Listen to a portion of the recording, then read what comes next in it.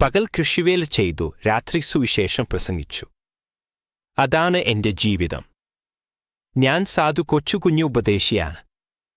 ദൈവം എന്റെ ജീവിതത്തിലൂടെ വലിയ കാര്യങ്ങൾ ചെയ്തു. എന്റെ ജീവിതം ഒരിക്കലും എളുപ്പമുള്ളതായിരുന്നില്ല. ഒട്ടനവധി വെല്ലുവിളികളും പ്രയാസങ്ങളും നിറഞ്ഞ ഒരു പാതയായിരുന്നു എന്റേത്. എന്നാൽ ആ തളർച്ചയിൽ ദൈവം കൂടെയുണ്ടായിരുന്നു. കൃഷിയിൽ നിന്നുള്ള വരുമാനം മാത്രം കുടുംബത്തിന് മതിയായിരുന്നു എന്ന് പറയാൻ പറ്റില്ല. പലപ്പോഴും സാമ്പത്തികമായ വലിയ ഞെരുക്കങ്ങൾ ഞങ്ങൾ അനുഭവിച്ചിട്ടുണ്ട്. ദൈവം ഒരു വഴി തുറക്കും എന്ന വിശ്വാസം എനിക്ക് ഉണ്ടായിരുന്നു. ഒരിക്കലും ഞാൻ നിരാശനായി ഇരുന്നില്ല. കർത്താവ് ആണ് എന്റെ ശക്തിയും എന്റെ പ്രചോദനവും. അവൻ നടത്താത്ത വഴികളില്ല. എന്റെ ഓരോ ശ്വാസത്തിലും അവന്റെ സാന്നിധ്യം ഞാൻ അറിഞ്ഞിട്ടുണ്ട്. ജീവിതച്ചെലവുകൾ പരിഹരിക്കാൻ ഞാൻ തുണിക്കച്ചവടവും ചെയ്തു. ഓരോ നാളുകളിലും ഓരോ ജോലികൾ ചെയ്തു മുന്നേറാൻ ദൈവം എനിക്ക് കൃപ നൽകി. കഠിനാധ്വാനം കൈവിട്ടില്ല. അറിവ് പകരുന്നത് ഒരു പുണ്യമായി ഞാൻ കണ്ടു. കുറച്ചു കാലം സ്കൂളിൽ പഠിപ്പിക്കുകയും ചെയ്തു. ജീവിതം ബുദ്ധിമുട്ടുകളും കടുത്ത പരീക്ഷണങ്ങളും നിറഞ്ഞതായിരുന്നു. എങ്കിലും ആ വേദനകളെല്ലാം എന്നെ കൂടുതൽ ദൈവത്തോട് അടുപ്പിച്ചു. ഓരോ കണ്ണുനീരും അനുഗ്രഹമായി മാറി. എന്റെ ഭാര്യയുടെ മാതാപിതാക്കൾ ഞങ്ങൾക്ക് വലിയ സഹായമായിരുന്നു. ഒടുവിൽ ഞാൻ കർഷകനായി ജീവിതത്തിൽ നിലയുറപ്പിച്ചു. മണ്ണിനെ സ്നേഹിക്കുന്ന ഒരു മനുഷ്യനായി മാറാൻ എനിക്ക് സാധിച്ചു. അത് വലിയ സംതൃപ്തിയായിരുന്നു. പകൽ മുഴുവൻ കൃഷിവേലയും രാത്രിയിൽ സുവിശേഷം പ്രസംഗിക്കുകയും ചെയ്തു. അധ്വാനവും ദൈവവചനവും എന്റെ ജീവിതത്തിൽ ഒന്നായി ചേർന്നു നിന്നു. അതൊരു വലിയ നിയോഗമായിരുന്നു. സകല മഹത്വവും ദൈവത്തിന്. എന്റെ ശക്തിയുടെ ഉറവിടം പ്രാർത്ഥന തന്നെയായിരുന്നു. പ്രാർത്ഥനയില്ലാത്ത ഒരു നിമിഷം പോലും എനിക്ക് സങ്കൽപ്പിക്കാൻ കഴിയില്ല. മണിക്കൂറുകളോളം ഞാൻ പ്രാർത്ഥനയ്ക്കായി സമയം ചിലവഴിച്ചിരുന്നു. പ്രാർത്ഥന തന്നെയാണ് എന്നെ എപ്പോഴും മുന്നോട്ട് നയിച്ചത്. ആദ്യകാലം മുതൽ തന്നെ എന്റെ ഗ്രാമത്തിൽ സൺഡേ സ്കൂളും പ്രാർത്ഥന കൂട്ടായ്മകളും ആരംഭിച്ചു. അവിടെ അനേകം ആളുകൾ ദൈവവചനം കേൾക്കാൻ കൂടിയിരുന്നു. ചെറിയൊരു ആരംഭം പോലും വലിയ അനുഗ്രഹമായി മാറി. അനേക ഹൃദയങ്ങൾ സ്പർശിക്കപ്പെട്ടു. കേരളത്തിലും ദക്ഷിണേന്ത്യയിലും ശ്രീലങ്കയിലും ഞാൻ സുവിശേഷം പ്രസംഗിക്കാൻ യാത്ര ചെയ്തു. ഓരോ സ്ഥലത്തും ദൈവം തന്റെ ജനത്തെ ഒരുക്കി നിർത്തിയിരുന്നു. അത് വലിയൊരു കാഴ്ചയായിരുന്നു. ഓരോ യാത്രയും പുതിയ അനുഭവങ്ങളായിരുന്നു. എന്റെ ജീവിതത്തിന്റെ ഓരോ ഘട്ടത്തിലും യേശു കർത്താവിനെ ഞാൻ മുന്നിൽ നിർത്തി.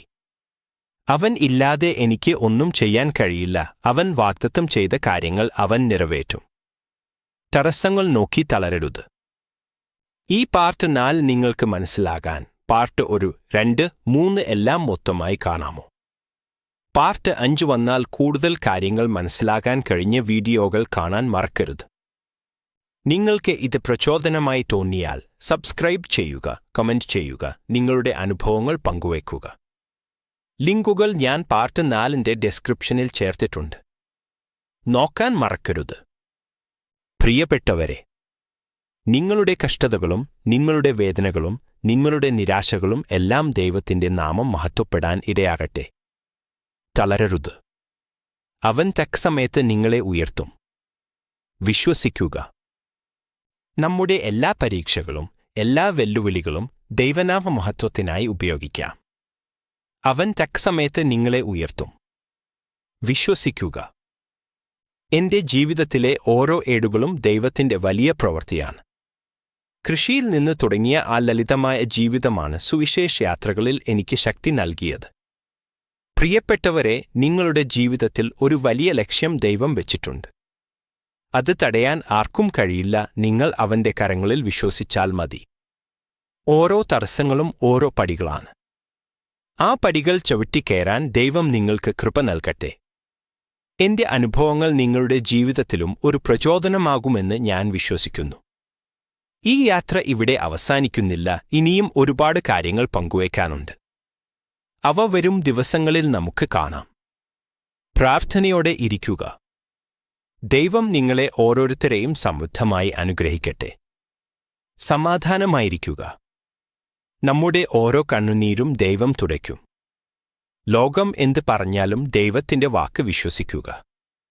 ആ വിശ്വാസമാണ് യഥാർത്ഥ വിജയം. നിങ്ങളുടെ കുടുംബത്തിലും സഭയിലും ദൈവത്തിന്റെ സ്നേഹം പകരുക.